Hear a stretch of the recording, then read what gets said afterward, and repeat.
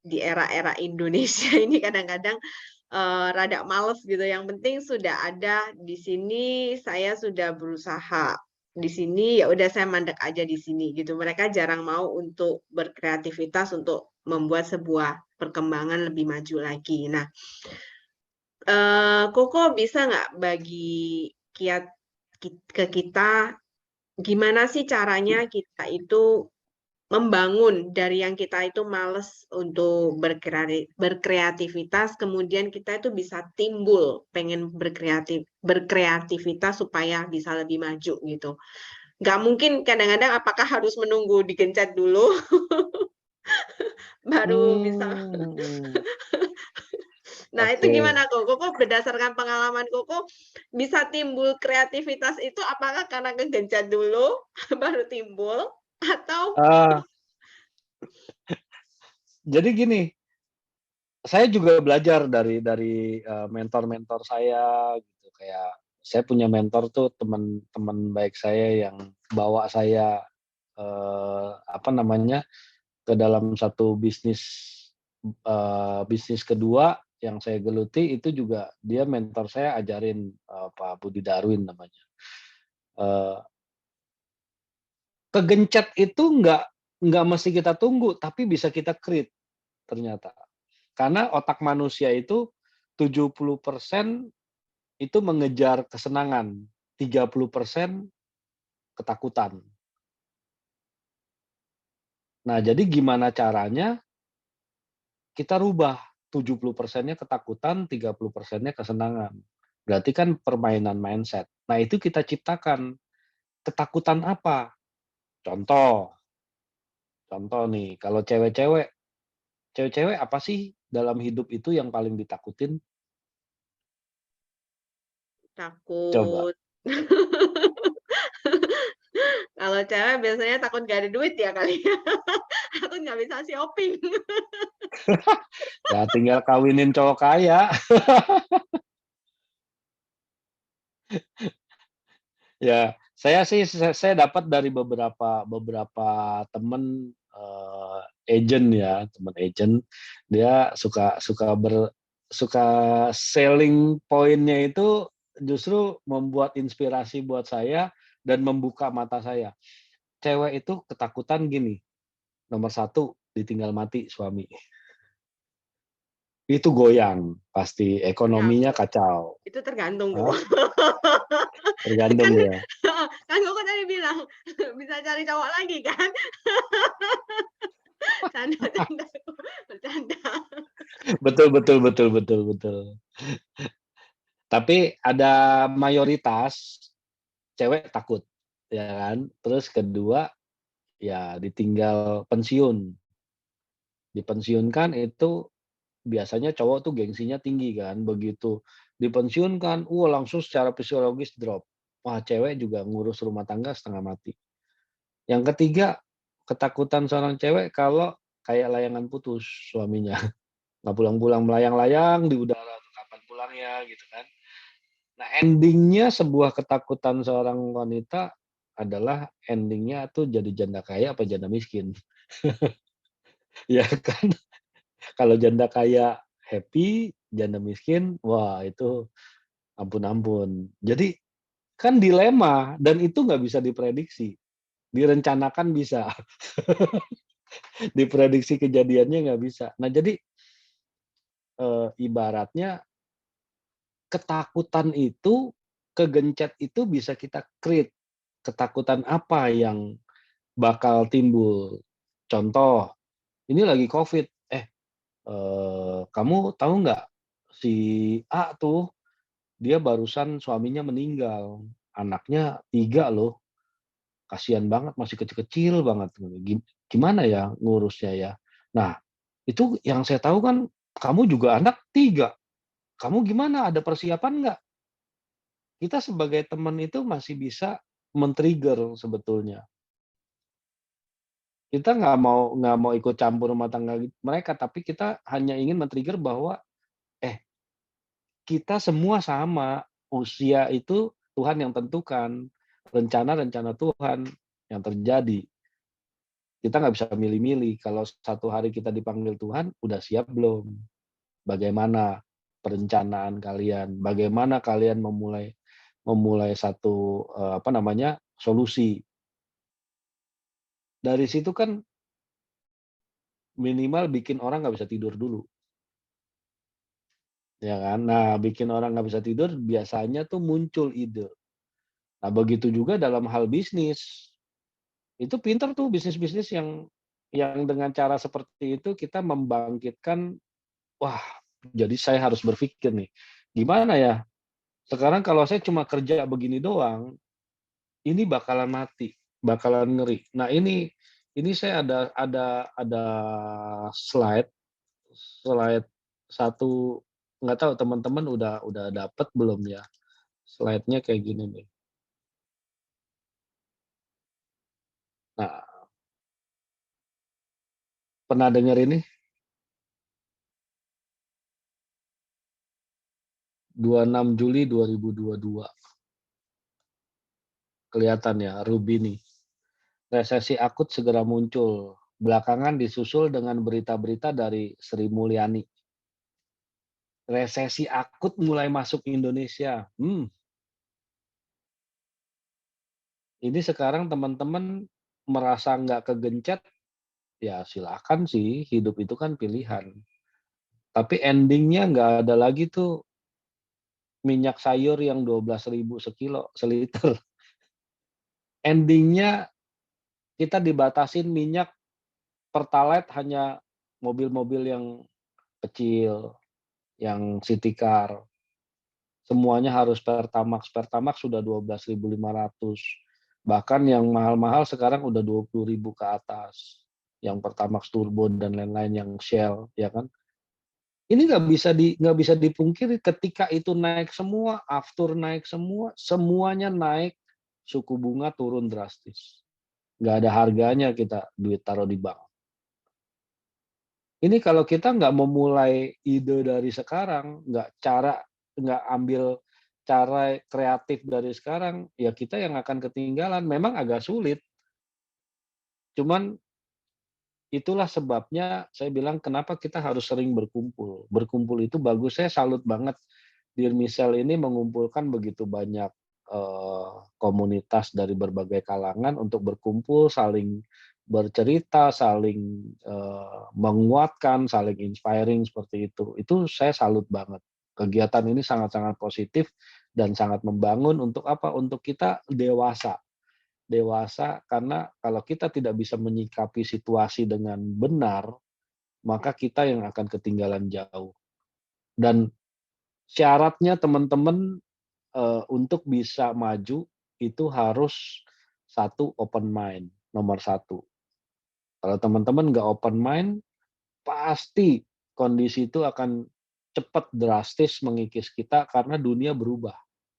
Kita nggak berubah, nggak ikutan berubah, ya kita yang ketinggalan. Contohnya, dulu kita nggak pakai smartphone, gaptek pakai smartphone susah, ya kan, udah gede, nggak enak, nggak bisa dikantongin dulu, nggak nyaman kantongin handphone segede-gede gaban gitu.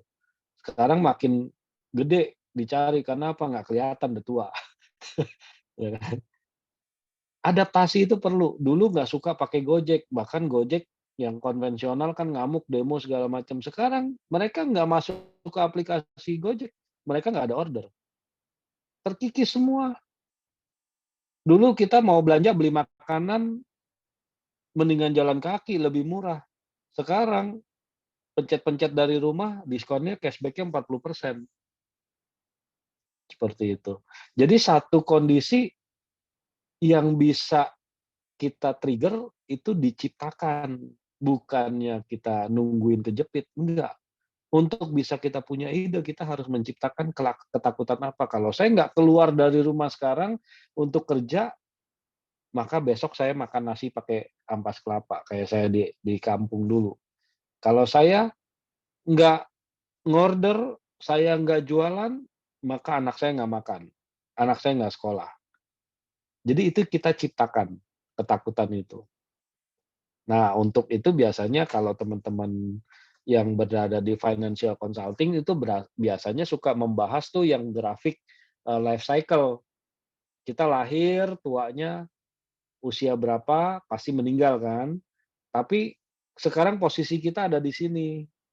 Nah, usia berapa? 40 misalnya. Kita mau pensiun usia berapa? 45. Masih ada waktu 5 tahun. 5 tahun ini untuk ngumpulin apa, 20, 30 tahun lagi, kita pensiun. Supaya kita nggak mikirin biaya-biaya, kita bisa enjoy di usia pensiun. Kalau Tuhan baik di-extend 20, 30, 40 tahun lagi, mau berapa duit lagi kita harus siapkan untuk hidup di masa pensiun itu. Udah siap belum dengan 5 tahun kita membangun aset yang menciptakan di usia 46 itu kita nyantai-nyantai, biaya hidup layak yang nyaman itu kita bisa cover. Hanya dari investasi yang kita bangun asetnya di 5 tahun terakhir ini. Kalau itu nggak bisa terakomodir secara hitung-hitungan ilustrasinya, maka jangan pernah berharap kita pensiun muda. Kerja deh lu sampai tua. Jadi kadang-kadang kita perlu trigger sampai ke sana, baru kita bisa berubah. Kalau nggak berubah juga, ya memang sudah mata rantainya seperti itu, memang agak berat. Harus nunggu dia kegencet, nunggu sakit terjadi, nunggu, musibah datang, seperti itu. Tapi biasanya kalau dia kumpul dengan orang positif, dia akan cepat berubah. Nah, itulah gunanya kita teman, bukan sekedar nyari keuntungan doang dari teman-teman lain, ya kita sambil trigger, sambil sharing, jangan sampai teman-teman dekat kita ngalamin hal-hal seperti itu, lebih baik kita angkat dulu sebelum mereka jatuh, gitu. Nah, kan pilihan banyak, untuk bisa sukses dapat uang di luar sana banyak, terserah. Kalau saya sih belajar paling enak tuh MLM lah, karena saya pernah dengar, pernah pernah nonton tuh, Mata Najwa ya. Dia punya acara di Metro TV, dia bikinin tuh 5 daftar profesional di Indonesia, itu dari 5 ranking utama, ranking pertama yang income-nya paling gede adalah pemain MLM, gila nggak? Yang sementara saya udah gagal, nggak pernah sukses dari dulu di MLM, ampun-ampun, sekarang dibilang paling tinggi income-nya adalah pemain MLM. Wah, dari situ saya langsung, "Oh iya juga ya," saya pelajarin logiknya, MLM yang dulu sama MLM yang sekarang ternyata beda loh. Nah, itu langsung langsung saya klik sama yang diajarin sama Tung Desem, dia bilang, "Kamu harus punya perkalian." Wih, perkalian di MLM ternyata paling dahsyat daripada saya perkalian di perusahaan. Untuk bisa menghasilkan, eee, uang banyak, saya harus punya 100 karyawan. 100 karyawan, kalau saya push mereka kontribusi 5 juta per hari, berarti kan uang saya sih bertambah 500 juta sehari, sebulan 15 miliar misalnya. Tapi kan cost-nya gede juga, lumayan juga nih 20 juta per orang berarti 2 miliar uang saya hilang. Tapi untuk bisa menciptakan begitu, modal saya harus berapa banyak mempekerjakan 100 orang di awal.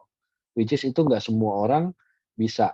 Tapi dengan trennya berubah, sedemikian drastis, era modern ini nggak perlu sebetulnya sampai punya banyak employee seperti itu. Makanya muncullah tercipta bisnis 4.0, 4.0. Interaksi manusia dikurangin sedemikian rupa sehingga terjadinya, human error itu minim, semua by system. Jadi cost of, salary employee itu rendah dan kita cukup sistem pun nggak perlu invest beli mesin sendiri di sini, tetapi kita cloud system misalnya. Sampai dibikin desain sedemikian rupa. Cuma kan buat orang yang ngerti. Lah kalau kita ibu rumah tangga, bapak rumah tangga, mau ngerti apaan begitu kan. Paling gampang tren ke depan adalah franchise, sistem sewa nama. Di mana yang penting kalau kita mau punya uang lebih, minimal punya modal aja. Nggak perlu punya skill, nggak perlu punya apa lagi tuh. Ya skill nomor satu nggak wajib. Yang penting kita punya modal. Cukup kita punya modal, ajuin ke perusahaan yang menyelenggarakan franchise, saya mau franchise, berapa per tahun, bagi hasilnya bagaimana, ya kan, kontraknya, sistem, manpower, bahan-bahan, bahkan dekorasi semua disediakan. sudah ada konsultannya. Kita nggak usah repot, yang penting punya duit aja, berani mati aja, berani gagal istilahnya, seperti itu. Nah itu trennya ke arah sana. Tapi yang saya, sekarang kerjakan lebih ke arah yang zero risk. Zero risk apa? MLM dengan konsep sewa nama. Oh itu lebih keren lagi. Jadi dengan sesuatu yang simpel, modalnya relatif terjangkau. Kalau MLM itu nggak perlu kayak saya bikin perusahaan sampai miliaran modalnya, terus nggak perlu punya skill teknis kayak saya untuk bisa menjual, tetapi saya masih bisa, melakukan kegiatan untuk perputaran uang tadi. Ya udah join aja MLM, simpel, ya kan. Apalagi MLM-nya yang sewa nama, sekali join seumur hidup, nggak ada kewajiban tutup poin. Kalau dulu kan MLM ada tutup poin gitu. Nah itu paling enak tuh, satu orang nyari 2 temen masing-masing punya tanggung jawab nyari 2, berarti tim saya bertambah 4, 4 jadi 8, 8 16, 32, 64, 128, seterusnya. Artinya mau sampai 1.000 orang, nggak perlu tenaga saya, nggak perlu pakai waktu saya seumur hidup.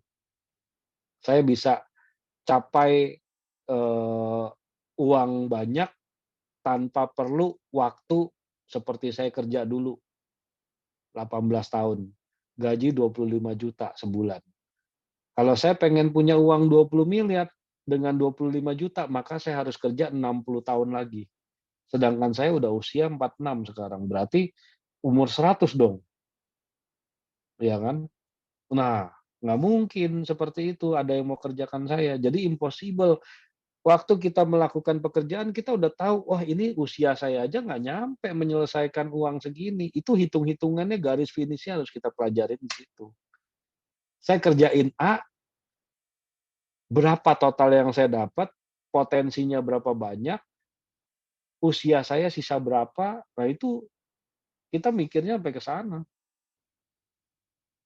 Hanya dengan sistem network itulah kita bisa memanfaatkan sebagai alat bantu untuk capai impian. Karena kalau kita nyebrang dari pulau A ke pulau B, nyebrang sendiri bisa, tapi resikonya tinggi, dimakan hiu, kecapean, lemes, kurang oksigen, mati, ya kan. Tapi kalau kita bikin alat bantu, mungkin pakai rakit, oh ada hasil sedikit, beliin motor, beliin mesin, pakai layar atau apa, nyampe lebih cepat bahkan. Nah yang paling penting adalah kalau kita udah tahu hidup kita dibatasi sama usia, maka kegiatan kita itu harus berpikir yang lebih smart lagi seiring dengan teknologi yang berkembang. Manfaatkan teknologi, manfaatkan alat bantu tadi, mampu nggak mengakomodir saya untuk gapai mimpi saya dengan waktu singkat, sehingga sisa waktu yang harusnya saya buang, saya bisa pakai buat ngumpul sama temen, ngumpul sama keluarga, ya kan, enjoy, tapi saya bisa menikmati selayaknya seperti mimpi saya tuh,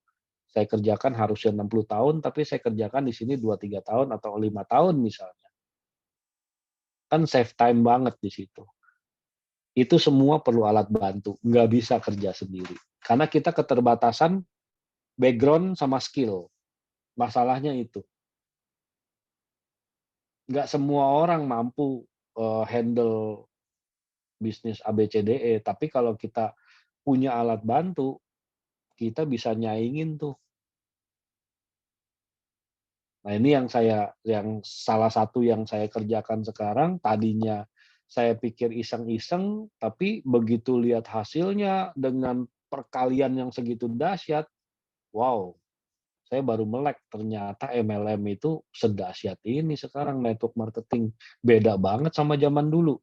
Makanya dulu saya gagal dulu karena konsep konsepnya beda sekarang, canggih. Itu inspirasi dari anak-anak muda yang pola pikirnya itu extraordinary memang. Kita dulu orang jadul, zaman saya dulu ya begitu-begitu aja konvensional, makanya udah nggak ada gregetnya, nggak ada apa namanya, apa ya, momentumnya orang bilang, udah habis no MLM, denger MLM aja orang udah geli kok. Makanya saya dulu waktu ditawarin MLM itu, "Gila lu MLM apa aja gua udah ikut kok, nggak ada yang jadi," saya bilang. "Jadi bangke?" "Iya," saya bilang, "barangnya kan."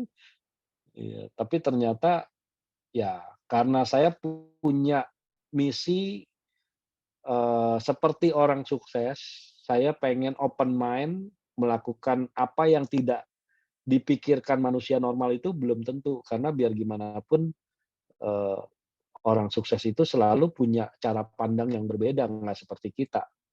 Nah, makanya saya mau ikutin gaya mereka.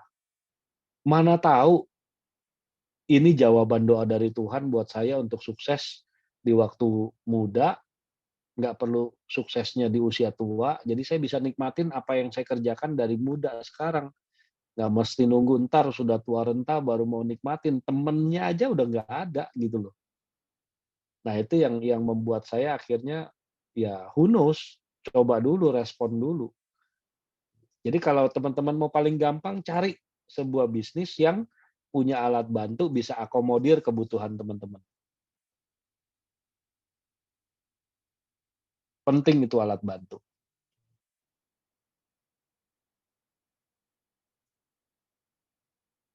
Oke, go.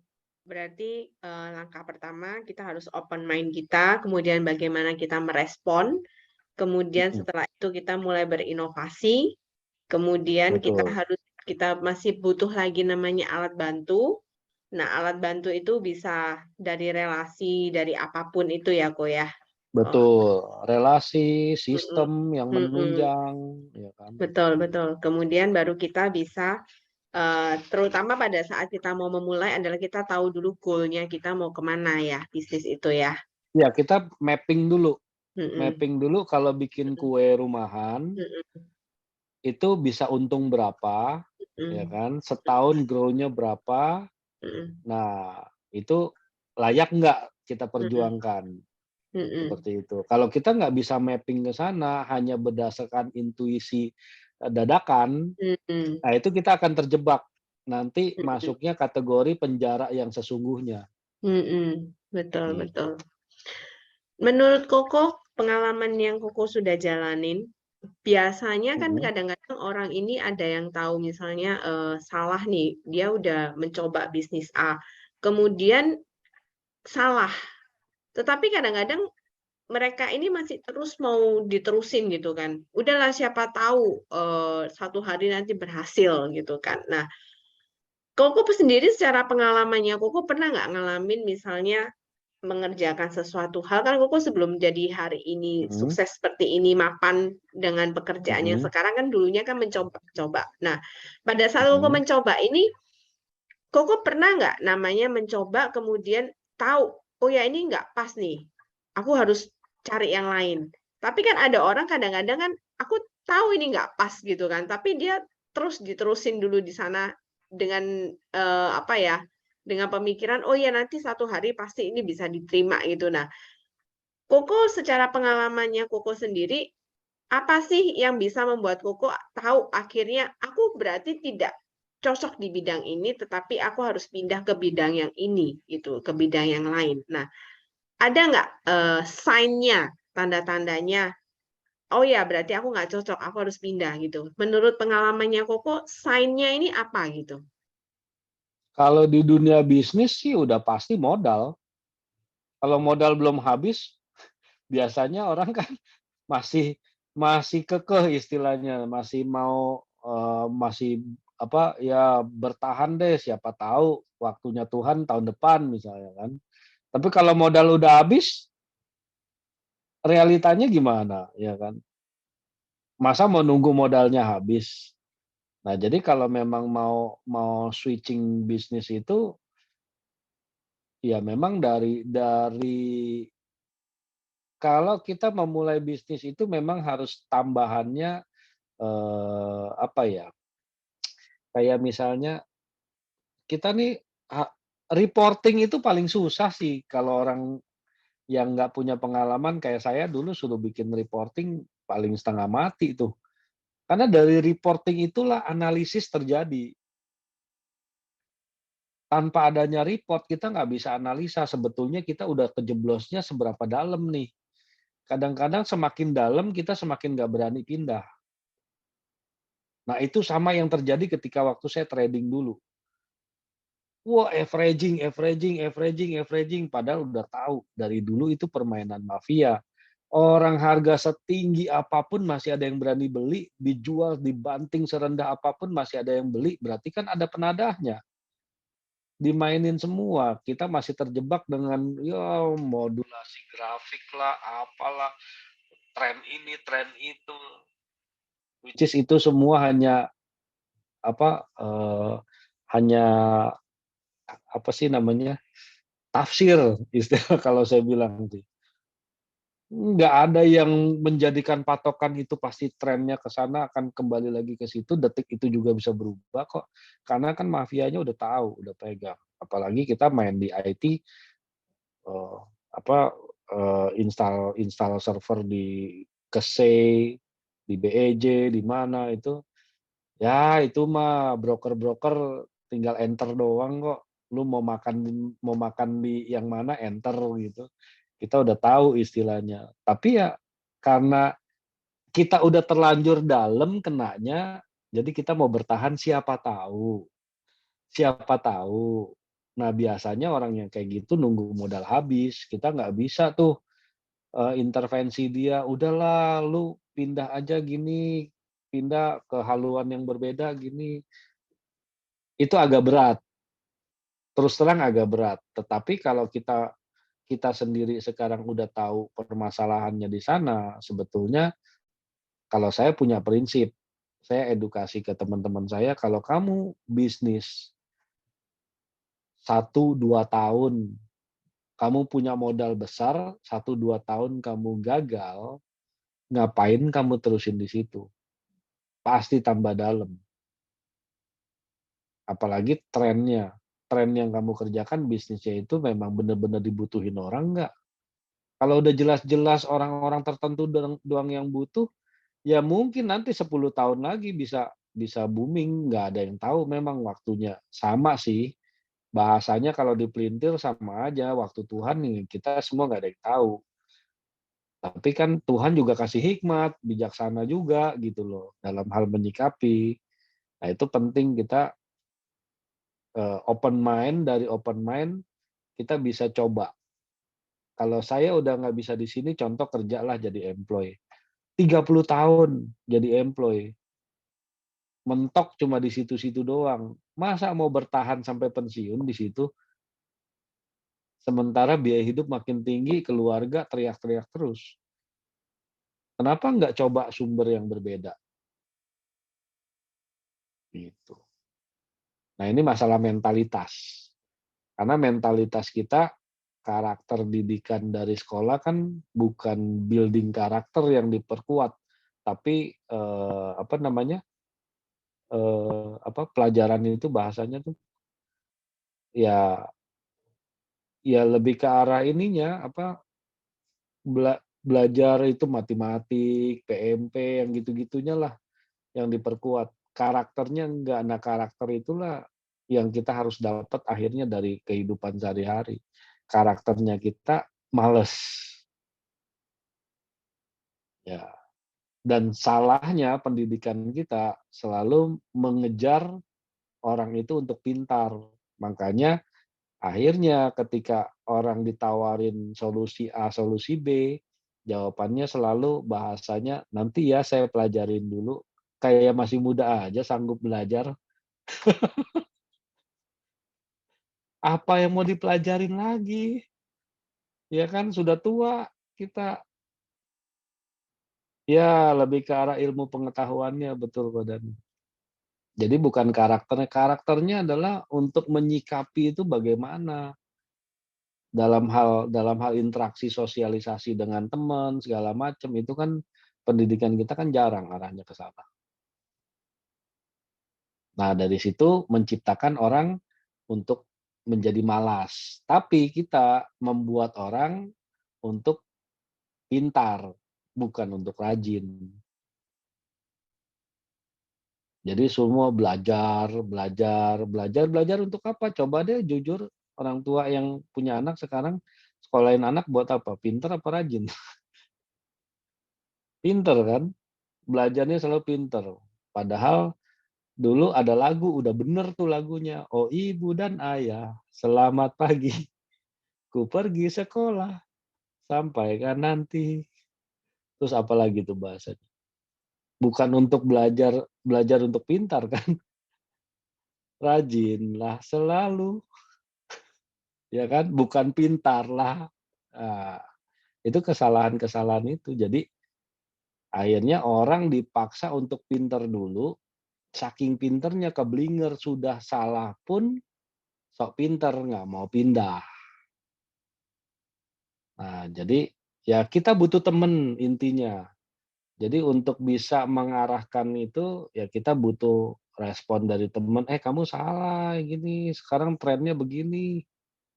Kita yang influence mereka, diri kita sendiri agak berat, karena kita punya ego, gitu Mi.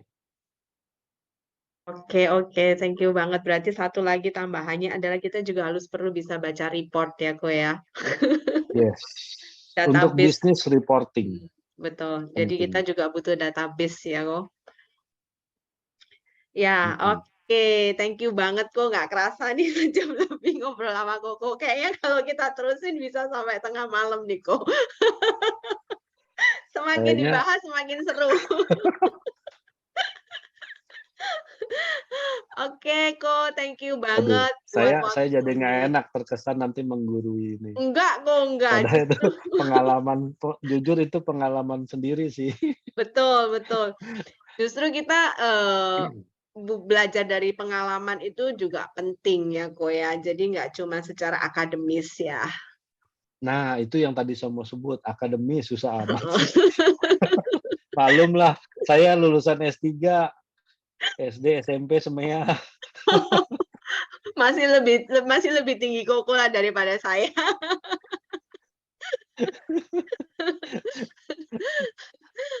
Ya kalau kamu kan S2-nya beda. Enggak lah, saya S2, SD, SMP. Nah, eee, thank you banget Ko. Ini buat teman-teman mungkin kalau ada yang pengen ditanyain sama Ko Yohanes, silahkan mungkin waktunya kita kasih paling lama 15 menit. Kasihan Ko Yohanes besok Iya mesti boleh, 15 menit bebas, saya boleh ya Ko? bebas. Bebas, Bebas ya Ko? Kalau bebas bisa bebas. sampai pagi loh Ko. Boleh, saya udah biasa nge-Zoom sampai pagi. Gitu ya? Berarti kapan-kapan kita mesti nge-Zoom lagi nih Ko. Boleh. Buat teman-teman silakan Donita mungkin bisa bantu saya Don. Buat teman-teman yang mau tanya-tanya, silakan Donita. Oke, thank you banget ya. Memang kalau cerita bareng Kojo, kita nggak kerasa waktunya. Banyak aja ilmu-ilmu baru. Walaupun saya udah berapa kali ketemu Kojo, kenal Kojo, ada aja ilmu baru yang saya dapat dari Kojo. Ilmu hitam apa ilmu merah, ilmu putih? Abu-abu. Sekarang lagi tren ilmu merah nih. Merah ya.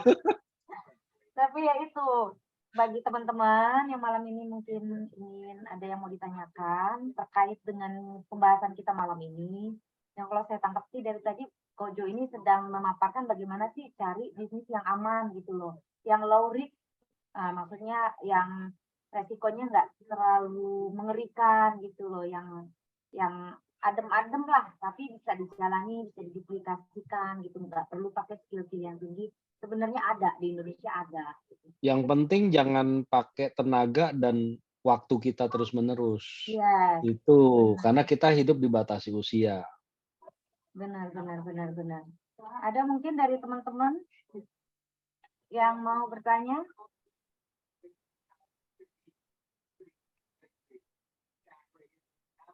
Ada kayaknya ini. Mana tadi?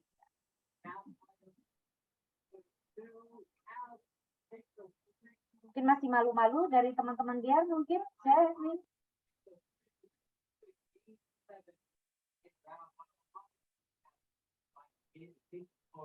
Jangan-jangan pada ketiduran dengerin saya nih. Enggak kok, itu berarti yang Koko ajarin ke kita pada malam hari ini, yang di-sharing-in ke kita itu berarti udah sangat jelas gitu.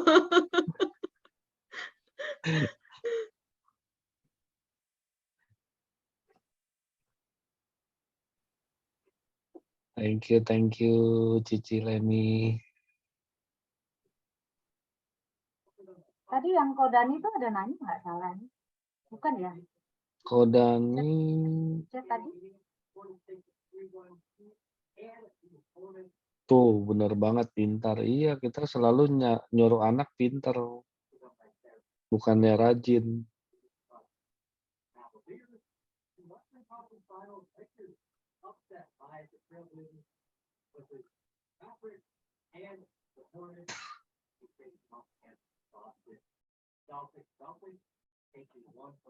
Nah, ada yang mau tanya? Oh, aman Donita kan. Aman, Donita nggak kena COVID. Ini Kodani yang di Jakarta Timur ya? Benar nggak?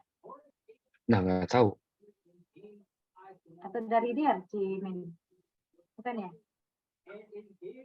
Dari member Komunitasnya apa? Dear Michelle. official. Hah? Dear official kok. Oh, Dear Official. Ya, official. Saya dengarnya Dear Michelle. Kok nih Michelle siapa nih? Saya dari tadi nggak nyambung nih siapa. Sorry. Enggak, kok udah apa-apa. Saya cuma penasaran nih kenapa bisa nyambungnya Michelle gitu. Mesti tumpengan, potong tumpeng, ganti nama. Dani yang sering. Halo kok Dani. Akhirnya muncul deh. Iya. Akhirnya wajahnya muncul ya, Don ya. Iya. Lagi ngapain kok? Dengerin ya. Thank you sudah datang Kak Dani. Thank you Kak Dani. Itu ahli Pilates. Wih, keren banget. Kapan-kapan mesti ngajarin kita tentang Pilates ini kayaknya. Nah, setuju. Biar badan kita sehat ya, kok. Iya nih. Saya harus di treatment nih Pilates nih. Iya, betul kok. Jadi nggak cuma kerja aja ya, jadi kadang-kadang kita perlu juga olahraga ya, kok. Ya, harus. Karena olahraga itu salah satu faktor yang terjadinya peremajaan sel. Stimulan disebutnya. Itu salah satu pilar untuk terjadinya regenerasi sel itu stimulan. Selain growth factor, ada stimulan, relaksasi, terus sama spiritual. Oh, jadi tahapan awalnya apa kok berarti pertamanya? Ya, growth factornya itu apa penunjangnya? Makanannya tentunya, nutrisinya. Ya.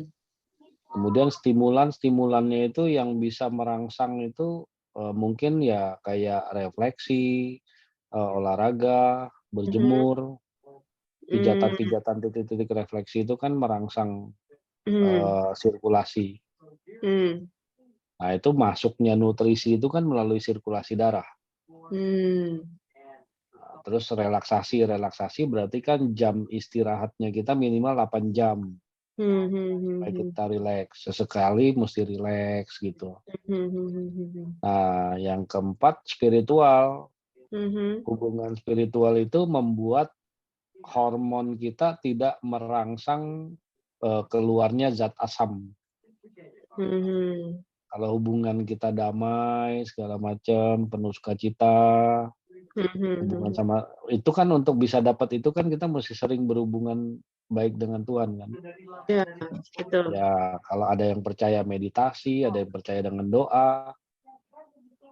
Seperti itu. Nah, itu tidak merusak sel baru dengan asam lambung yang berlebihan.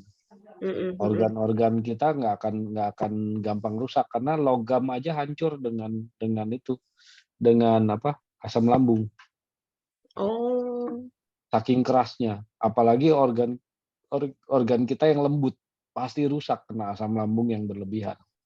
Makanya kita harus sering ngecap supaya nelen air liur supaya menetralkan asam lambung tadi. Nah, itu orang-orang yang makannya kurang dikunyah, nah itu banyak tuh rusak tuh pencernaannya karena terlalu banyak asamnya. Enzimnya nggak ada. Makanya dulu udah bener. Sekolah kita ngajarin kalau makan kunyahnya berapa kali gitu loh. Nah, kita mau ekspres, soalnya buru-buru dipanggil bos. Kalau enggak kita dipecat, diganti. Iya, betul betul betul. Oh, jadi memang kenapa kok kita harus sering nelen air udah supaya netralin asam lambung ya, kok ya? Ya, enzim itu untuk Hmm, bagian dari proses pencernaan kan. hmm. Sama tadi ini ya, kok ya, harus sering-sering happy ya. Berarti kita harus sering-sering jalan-jalan gitu ya. Iya. Salah satunya ngumpul-ngumpul begini kan, Lel. Ketawa semua. Iya, benar-benar. Kita doang sih yang ketawa, yang lain diem. Saya juga bingung ini nonton apa enggak. Yang lain ketawanya itu soalnya di mute jadi nggak denger kok. Bercanda, bercanda. Ini paling stres ngomong di Zoom kayak orang gila soalnya.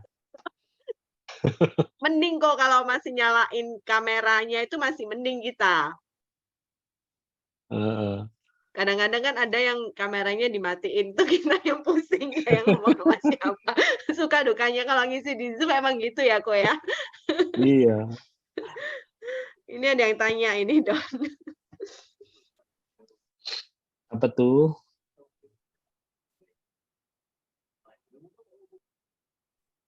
Oh, ada yang Apa tanya tuh? ya? Ini dari Xiaomi kayak nggak salah. Xiaomi Fang, kira-kira bisnis Koyohanes yang kedua itu apa sih? Boleh Koyo share, soalnya tadi mungkin gambang-gambang Koyo cerita. Jadi ada yang pengen tahu nih Bis sekarang. bisnis kedua yang saya lagi jalanin, saya lagi ngembangin bisnis farmasi dari Jepang. Jadi saya mau gedein bisnis itu di Indonesia. Nah, kita udah running hampir 4 tahun lebih di Indonesia. So far sih kita udah punya track record bagus banget. Kita udah dapat 3 kali rekor muri. Apa namanya? Kemudian bisnis itu udah ada di seluruh Indonesia sekarang. Nah, itu saya belajar nemuin itu gara-gara saya mempelajari memilih sebuah bisnis itu harus yang dibutuhkan banyak orang, kemudian habis dipakai. Lalu saya mikir-mikir, apa ya? Saya cari-cari yang kira-kira menarik. Yang kira-kira menarik saya ketemu banyak jurnal-jurnal. Jurnal-jurnal yang menakutkan. Nah, balik lagi dong pelajaran sebelumnya, untuk kita bisa tercipta ide, kita harus menciptakan sebuah ketakutan. Hari itu ketakutan yang lagi mencekam adalah COVID semakin tinggi misalnya. Dulu belum COVID sih. Salah satunya adalah dapat jurnal di beberapa news itu 5 tahun ke depan angka penderita kanker Indonesia naik 5 kali lipat. Kemudian saya menghubungkan ke realita. Apa penyebabnya? Kanker naik. Oh, ternyata orang Indonesia sukanya instan. Sampai makan pun makanannya serba instan, yang di frozen lah, yang pakai pengawet, kita nggak sadar. Ditambah lagi daging-dagingan kita semua ekspres, maunya cepat potong. Berarti kan disuntik hormon segala macam. Nah, itu nggak heran menyebabkan kita kanker meningkat. Orang yang nggak punya gen autoimun aja bisa autoimun. Sudah makannya mengandung zat kimia yang kita nggak sadar, kemudian stres tingkat tinggi karena pendapatan per kapita rendah, jadi pressure-nya tinggi. Nah, itu otomatis kanker cepat banget menjadi muncul di tubuh kita. Kedua, diabetes naik sampai 7 juta katanya. Wih, gila, orang Indonesia nggak heran lah makannya nasi. Apapun makanannya, minumannya, nenek. Nah, manis semua ya kan. Terus saya iseng suka ledekin teman-teman yang suka minum itu kan. Lu coba deh datang ke depan pabriknya. Ada nggak orang pabrik gula nganter gula murni ke sana? Coba tungguin. Nggak pernah nemu. Ya berarti pakai gula apa, saya bilang. Ya tahu sendirilah. Nah, dari situ ketakutan-ketakutan muncul, lalu idenya, oh rumah sakit pantesan nggak ada yang bangkrut, semuanya pada bikin rumah sakit baru, berarti orang sakit nggak pernah berkurang. Nah di sini tercipta, berarti kalau saya bisnis yang berhubungan dengan farmasi, maka nggak heran kalau saya bisa make money dengan cepat. Saya tinggal cari alat bantunya. Bagaimana caranya supaya saya bisa bisnis yang farmasi tadi, tetapi tanpa skill saya, tanpa modal yang membuat saya stres, kemudian hasilnya bisa maksimal, uangnya banyak. Saya kan pengennya instan juga. Ya kan? Nah dari situlah akhirnya saya mencoba membuka mindset saya, mempelajari logik dari sistemnya, lalu saya coba kembangkan dengan strategi dari mindset bisnisnya saya. Jadi saya mulai merubah. Nah, bisnis yang saya bawa ke Indonesia, bukan saya yang bawa sih, maksudnya yang saya kerjakan, yaitu yang sudah dibawa masuk ke Indonesia, mungkin teman-teman ada yang tahu lah bisnis farmasi AFC Jepang itu. Itu ketika saya pelajarin, ternyata di Google itu, di searching aja, Bloomberg aja itu menyiarkan perusahaan ini, harga sahamnya berapa. Wah itu saya mikir lagi, kalau saya franchise perusahaan raksasa, nggak usah raksasa yang gimana deh, Kalbe Farma, Kimia Farma deh. Itu kan perusahaan farmasi yang dibutuhin banyak orang produk-produknya. Itu aja nggak murah, saya harus invest nyewa namanya. Apalagi ini raksasa yang udah go public di luar negeri. Wah itu impossible. Tapi ya beruntunglah ada sistem alat bantunya dengan network marketing sehingga saya nggak perlu keluar duit banyak. Maka saya pendekatannya masuk akal sih dengan sistem network. Berarti kan konsorsium sekian banyak orang dengan modal sekecil-kecilnya gede juga bisnis ini.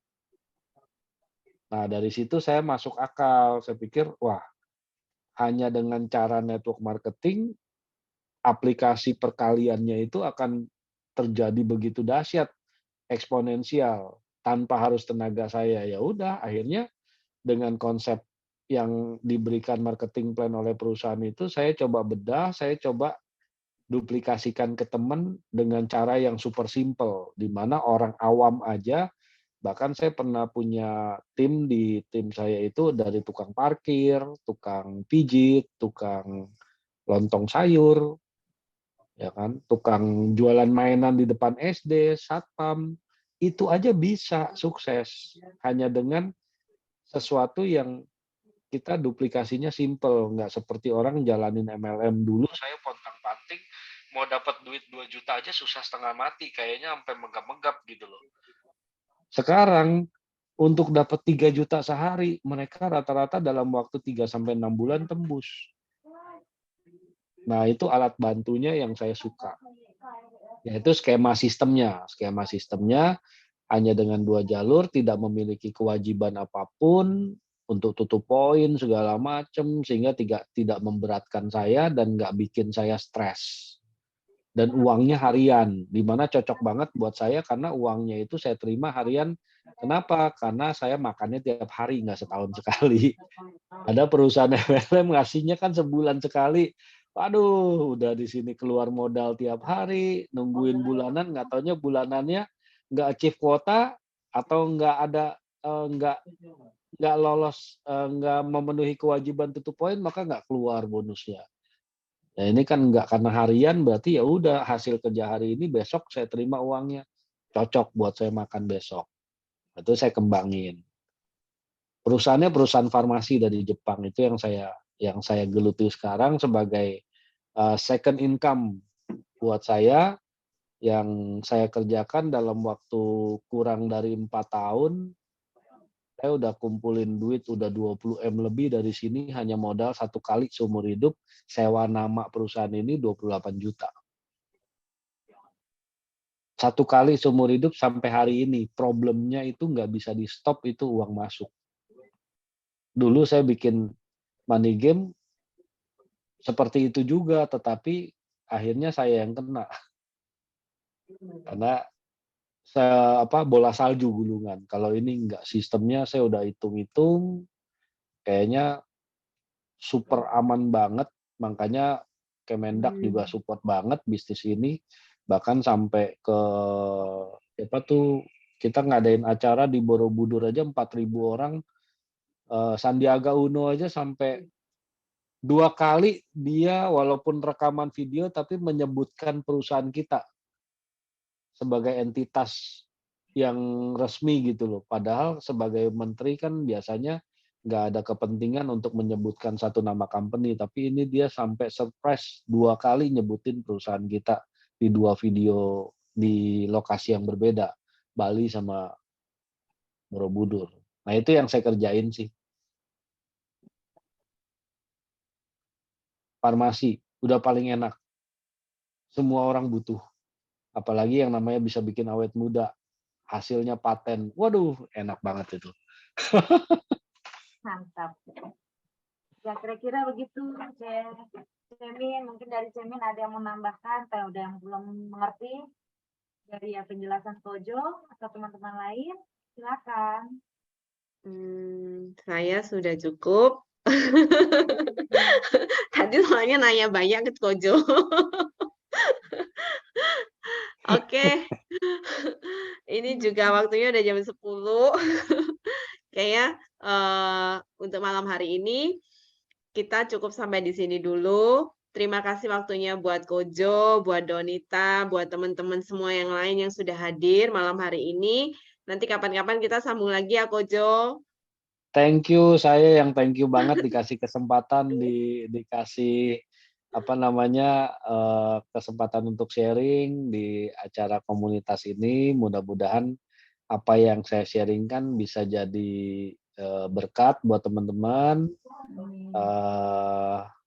Kalau ada kata-kata yang kurang berkenan, kurang nyaman, saya mohon maaf, tidak ada maksud untuk lain-lain. Mungkin saya suka keceplosan, bocor, maklum.